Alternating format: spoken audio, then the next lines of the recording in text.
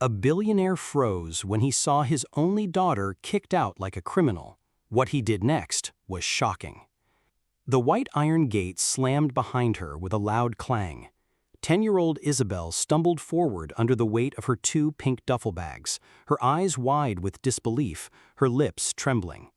She looked back one last time, hoping to see a change of heart on the woman's face, but there was none.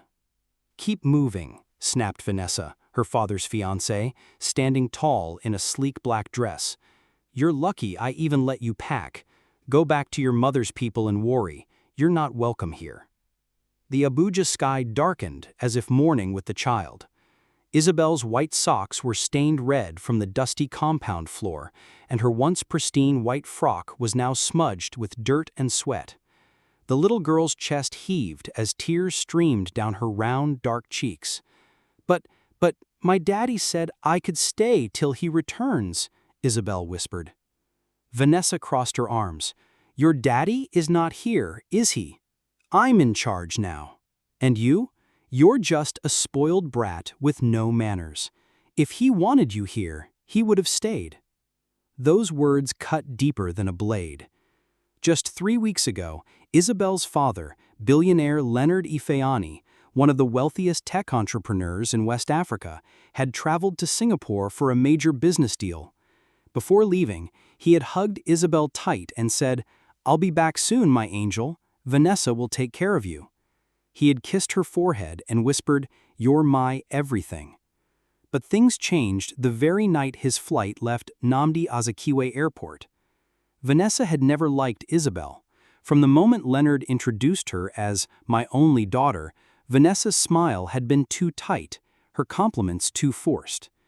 The moment the jet disappeared into the clouds, her mask dropped. Vanessa turned cold, controlling, and cruel. The house staff noticed it too, but no one dared speak. Vanessa had made it clear, defy me and lose your job. She locked Isabel out of her father's master bedroom. Meals became smaller. Her toys were mysteriously donated. Her room was moved from upstairs to a tiny guest room beside the laundry. Still, Isabel endured. She believed in her father's words. He would return and everything would be fine. But that morning, she had dared to spill orange juice on Vanessa's Persian rug.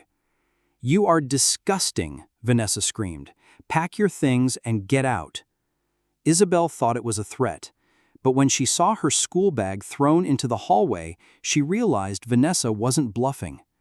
Now she stood on the sidewalk outside the mansion, suitcases at her feet, alone. The guards looked away as if she were invisible.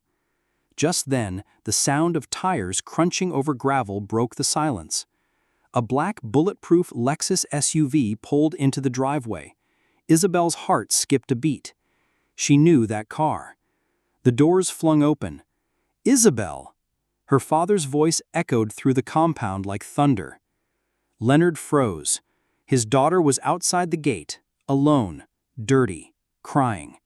"What is going on here?" he bellowed, his briefcase falling from his hand. "Daddy!" Isabel sobbed as she ran toward him. "My God," he whispered, holding her tight. "Who did this? Who put you outside like this?" Isabel buried her head in his chest. She said you didn't want me anymore." Leonard's expression hardened. His eyes darted to the doorway. Vanessa stood frozen. "Leonard, wait," she said, her voice trembling. "Let me explain." "Explain what? Why my only child is standing outside like a beggar?" "She spilled juice on the rug. I was only disciplining her. I didn't mean—" "You locked her out like a criminal." "Leonard, please. She's manipulative. She acts innocent." "Shut your mouth," Leonard snapped. For a second, Vanessa's polished poise cracked. Her eyes widened in disbelief. "Do you think I built this empire so I could have my child treated like trash in her own home? Do you think I would ever forgive this?" Leonard handed Isabel gently to his longtime driver, Peter, and marched up the steps. "You've been showing your true colors for weeks now, haven't you?" I was just trying to keep order," she stammered. "She was disrespectful. She never listens." She's 10, Vanessa. 10. He glared at her like she was a stranger. You told me you loved her. You said you wanted to be a mother to her. I did, but she's difficult. Spoiled. Leonard scoffed. No, she's a child in pain. Her real mother passed away. You knew that. And yet you made her suffer more. Vanessa looked down, her confidence crumbling. Pack your things, Leonard said coldly. You're leaving today.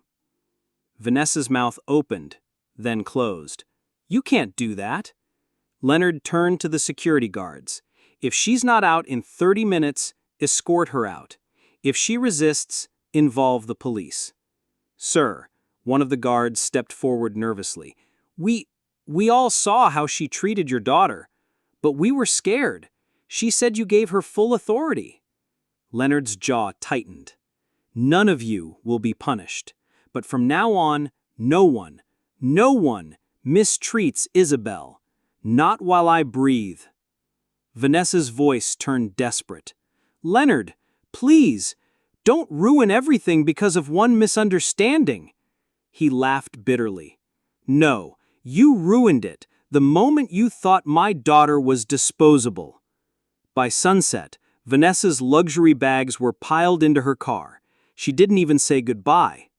As her tires screeched off the compound, Leonard stood at the balcony with Isabel in his arms. I thought you left me, she whispered. He hugged her tighter. I will never leave you again. Ever. Later that night, Leonard tucked Isabel into a freshly cleaned room, her old bedroom. Her walls were once again covered in space-themed stickers. Her tablet was back, fully charged. Her favorite storybook lay on the nightstand. Daddy, she said, her voice soft.